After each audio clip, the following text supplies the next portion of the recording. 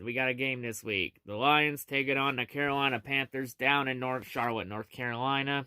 Of course, a big game for the Lions, trying to get back to 500, still stay within the wild card race for the third and final wild card. So, of course, on the Carolina Panthers, let's go through the team. So, for the Panthers at Q. So, overall, heading into the head-to-head series, Carolina leads the all-time series 6-3. But, of course, Detroit won the last meeting against the Panthers back in 2018. Back in Detroit. In that game, it was kind of like the Redskins game. It was a very sloppy win where the Lions were not impressive in that win. Mainly one of the main reasons the Lions won that game was because then Panthers head coach Ron Rivera decided to be a fucking idiot and go for 2 points, and when an extra point would tie the game and send it to overtime.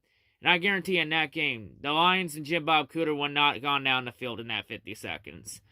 Unless Matt Stafford magically bailed Jim Bob Cooter out and carried his ass to relevance. And I highly doubted that. That game, honestly, that was the game the Lions should have lost, but they somehow won because of Ron Rivera's stupidity. But hey, it is what it is. So far this year, Detroit, of course, is 3-2 on the road this year. Carolina is 1-4 at home. So the Panthers have had a lot of issues getting the job done at home at Bank of America Stadium. So, of course, the key players and injuries for the Panthers. Of course, at QB this year, the Panthers have Teddy Bridgewater. And Teddy Bridgewater is questionable for this game with an MCL sprain on the knee. So, yeah. And it looks like if he can't go, the backup, it's looking to be Will Grier. So, yeah, that's going to be interesting. And Teddy Bridgewater this year, he's had a pretty quiet, underrated season. He's had a pretty decent season, But, one of the big blows to the Panthers' offense, though, this year and the struggles has been without Christian McCaffrey. And actually, I just checked the injury report. Christian McCaffrey is expected to be out for this game because of an AC joint tear in his shoulder. So, yeah, and I think the fact that Christian McCaffrey's not in that offense, that's a big blow to their offense. Because most of that Panthers offense, it revolves around Christian McCaffrey. McCaffrey be one of the most talented running backs in the league. So, yeah, the fact that McCaffrey's not playing Sunday, that's a big blow. But yeah, for Teddy Bridgewater, though, I still stand by what I say. He's a talented QB, yes, but he's not a long-term answer. He's a short-term answer. He has a high floor, but a low ceiling. But yeah, he's still for a top QB. He's still a pretty good, serviceable QB, but he's not a long-term answer. Maybe that whole mess in Minnesota really fucked him up. But yeah, and of course, for the Panthers, receiving weapons, they do got some good receivers, though.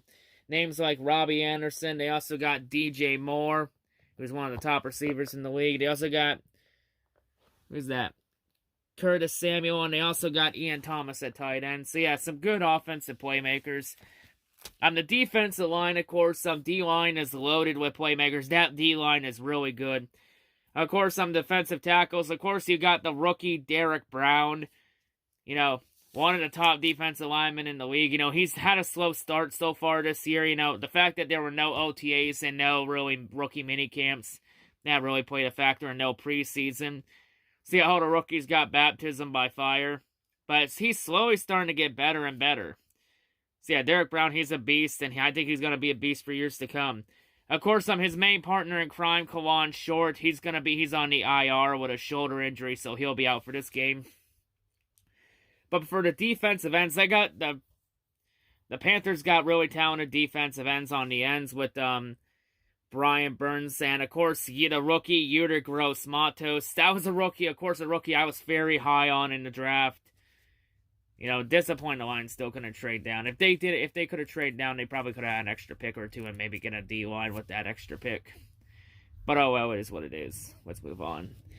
And of course, for linebackers, you got names like Jermaine Carter Jr., and you also got Shaq Thompson, and you also got former Detroit Lion Tahir Whitehead. Of course, in the secondary on the corners, you got Dante Jackson and the rookie Troy Pride Jr. And in the safeties, you got Trey Boston, and you got the rookie Jeremy Chin. So yeah, of course, we all know the Panthers last year in the draft, they used all their draft picks on defense.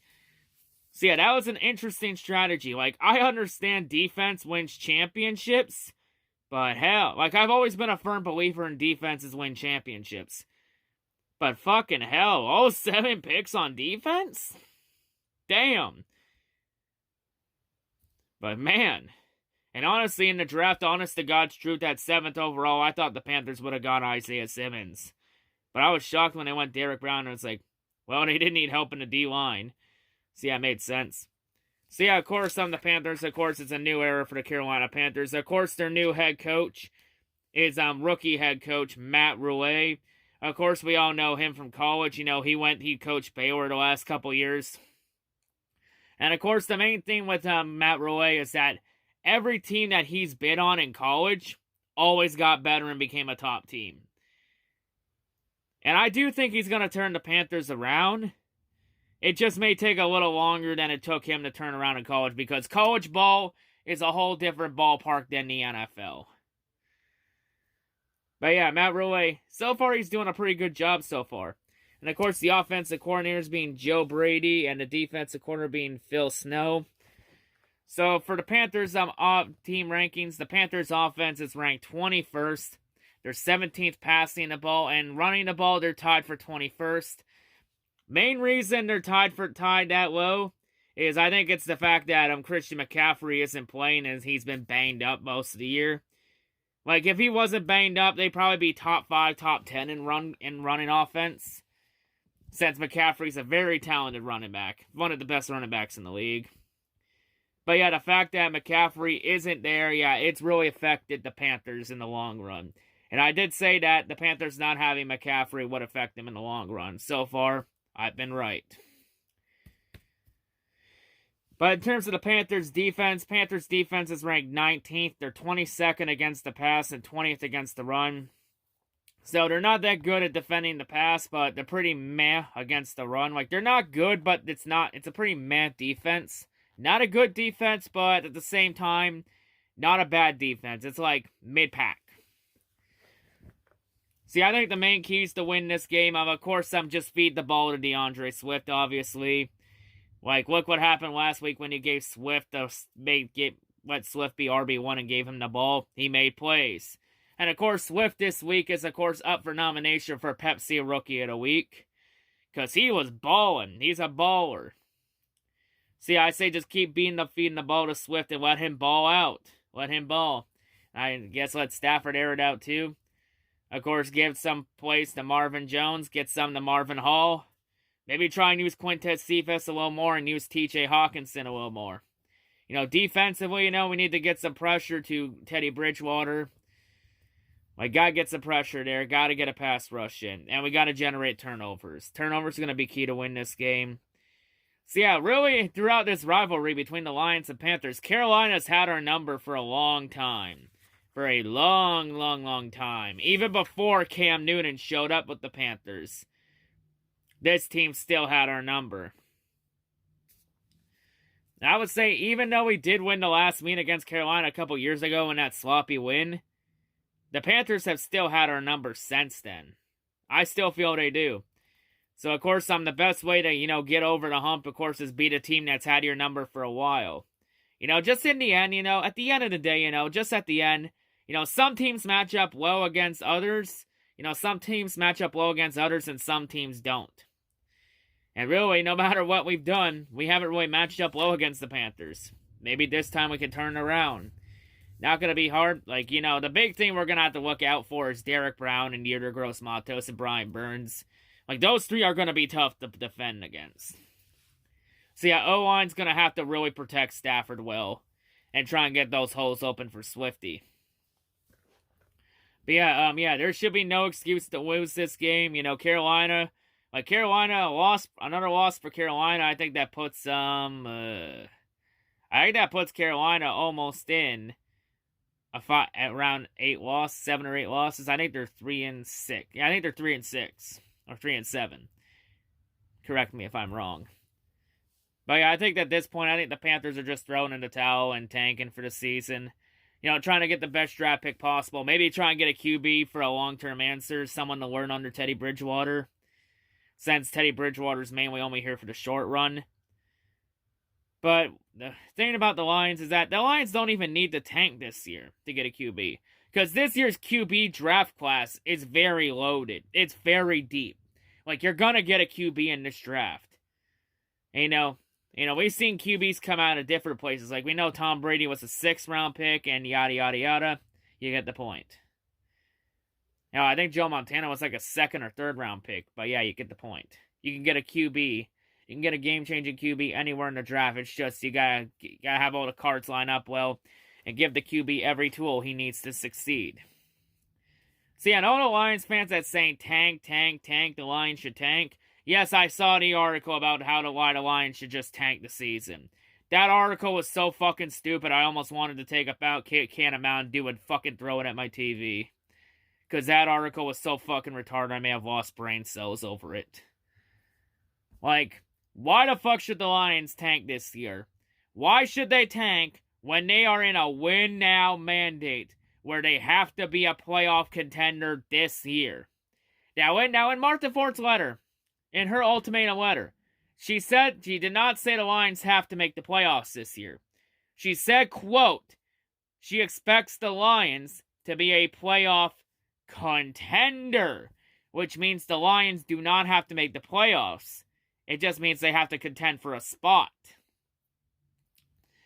And the next key I think everyone misses in this is that she did say in that letter that she expects the Lions to be playing meaningful games in December, which means the Lions have to be in playoffs, still have to be in playoff contention by the time we get to December. And the question here is, why should the Lions tank when in a mandate? Why should the Lions tank when Bob Quinn and Matt Patricia are in the hot seat and they may not have jobs next year? Hell, why the hell would Quinn and Patricia want to help the next regiment out? Why would they want to help them out and leave them in a good position? That sounds fucking stupid. Anyone that's saying the Lions should just tank and help and give the next regiment something good, man, you all sound fucking dumb as hell. That is the dumbest fucking thing I've heard all year. Like, how many more fucking examples and evidence do we need here to know that Detroit Lions have one of the dumbest fan bases in all of pro sports? It's like, you're all saying the Lions should tank. Y'all sound stupid. You sound stupid. Get your fucking heads out of your asses. Use your fucking brain. Use your common sense. God damn. Now, if only this fan base could fucking read a letter. But don't worry, Uncle C-Rad will make sure to set you dumb fuck straight. Yes, I will. The NASCAR heavyweight champ will make sure you bitches are set straight. But anyway. Yeah, the Lions should not tank. I'm hoping they win out. I even hope they make the playoffs. I hope the Lions continue to fuck the draft pick up. Why the fuck should Quinn and Patricia help the next regiment out when they may be out of a job next year? Like, that sounds fucking dumb. You all sound dumb as hell with your tank bullshit. But yeah, anyway, I think I've gone on enough. For this game, I have the Lions winning this game. And for the point spread line hasn't come out yet. I would imagine Carolina would more than likely be the favorite entering this game. So yeah, once again, the Lions are once again the underdog in this situation. But yeah, I think it's going to be a very close game. I think it's going to be a really close game. I think it comes down to a field goal. I'm going to say Lions by 3. Give me Detroit by 3. I think it comes down to a last-second field goal. It's going to be a close game. But yeah, that's all I got to say for this. Peace out.